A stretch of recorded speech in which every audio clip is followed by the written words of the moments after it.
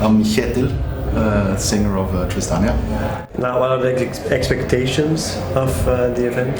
For this, it's been a few months since the band played together. That was in the end of August in the Czech Republic. Yeah, you had the wedding in between also, so... Yeah, there's a lot of things going on in the band now, which isn't only about the music as well. But no, basically for us it's really nice to meet up again, because we basically live not all over the world, but we have a singer in Lisbon, and I'm in a small town called Kristiansand in Norway. And we have one guitarist in Bergen, one in Stavanger, the drummer and the bass player in Oslo. So it's not like we meet up every day. So that makes it even nicer to play, you know. And this part of Europe has always been really good for us. And it's now in 2 hours we're getting ready to go on stage, and yeah, looking forward to it. Now, have you passed your day here in Eindhoven? Mm-hmm. Have you been working the shops? We've been at an Irish bar, and we have been watching football. Ah, okay. Yeah, a few of us are really into football. Who won? It was actually 0-0. It wasn't the best of games, but... Not that exciting. No. But now we were enjoying our time, yeah. I was expecting maybe a little bit warmer temperatures, so it's even colder here than back home in Norway right now. So Tristania has been going on for 20 years now, and in Stavanger, which is the origin of Tristania, there was 2 or 3 bands coming up at the same age, playing kind of related music. And they were really early with everything, you know, what became to be known as, you know, Gothic metal, and, you know, the Beauty and the Beast thing, and there was, as you say, symphonic elements in there, classical elements, black metal elements, which is also very Norwegian, you know. So Tristania and a few more bands in Norway kind of was really early with that, and being in a band for 20 years, you don't want to repeat your first album again and again and again. AC/DC can do that, but that's basically the only band who can. But for us, I've been in a band since 2009 only, so I've only been on the 2 last albums, and we've been kind of changing from album to album, trying to explore new musical areas. Adapting perhaps on the new team members, because of course, each person has its own personality. Yeah, indeed, and that's what it might sound a bit strange, but when I've been in bands for many years, but when somebody leaves the band, you have an opportunity to kind of, I find it very interesting to kind of add a new member to the band, because that member is gonna obviously color the band's sound with their own qualities, together with the already existing members. So for us, that's been like a nice and fresh thing as well. And but I think also before, you know, the big changes in the band, I think the different albums is quite different from each other. And for me, that's one of my motivations about, you know, doing music. It's to challenge yourself, because if I get bored with our own stuff, I think other people would be bored extremely much quicker than us as well. So you need that motivation. Of course, and everybody says that, but I think also with Tristania that's very evident that we have done it, and many people like that, and some do not, obviously. But that's you know, it's kind of, I know with my favorite band, sometimes you grow together with the band for maybe even 20 years, and sometimes you leave a band, and sometimes you get into a band after 2 or 3 or 4 records, and so that's so different from band to band. Yeah. But we do have a lot of people that's been following us since day one, and that's of course very special. You get a special kind of relation to those people.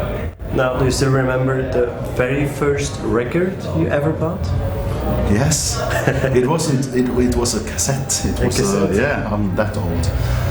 It was, and I'm quite proud of that, because I was only 5 or 6 years old, and I bought an album called 20 Golden Hits by the Beatles. And I don't think all 5 or 6 year olds can be as proud as I can with my first album. Yeah. But, do you still have it on cassette? No, or? I actually... You bought the vinyl, or? It was destroyed because I listened to it too much. Okay. Name something you're bad at but love to do. I'm bad at but love to do. I could have said make food, but I'm getting quite much better at that actually. So I would have said that maybe 5 or 10 years ago. So you love cooking? Yeah, I do. I have a lot of friends who are chefs. Cooking for you alone or cooking for the friends? It's more motivational to cook for many people. And I do it with some really, really, really good chefs, and that's very interesting. You know, you learn so much from doing that. But I didn't really answer your questions.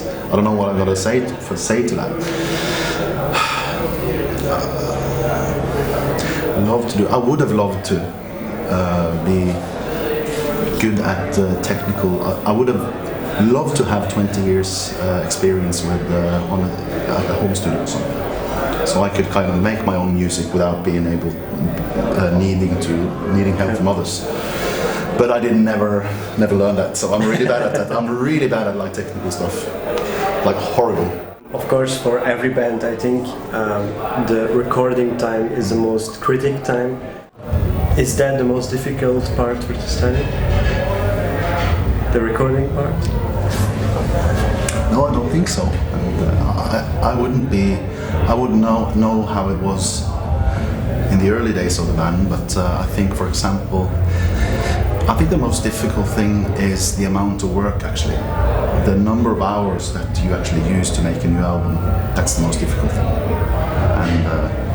And it's kind of for months actually, you have to put everything else aside. And for people having families and stuff, that could be of course a challenge. And economically it can be a challenge because you cannot get your money in that period because you have to focus 100% on the music. And we're not a band anymore that stays in the studio for several months, because that would be too expensive for us. So, but you still have to be in that creative process on the way up to the actual recording. So we use thousands of hours on what we call pre-productions. So the compositions before we go into the studio. We also, on the last album, the last 3 albums, we've been working with producers already in that part of the process. So the creative process is taking months, and I think that's the most critical or demanding thing about being in a band, because it's not like we have ambitions now to kind of become the next something, you know, because we have been going on for so many years, and we're really comfortable with our position in the metal. Yeah, it's more about passion.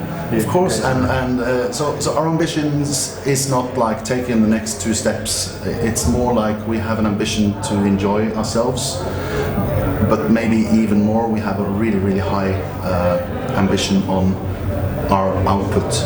And that doesn't make it easier to go into the studio, because we want to reinvent ourselves, as we talked about, and we put like extremely high expectations towards ourselves as a group and also as individuals.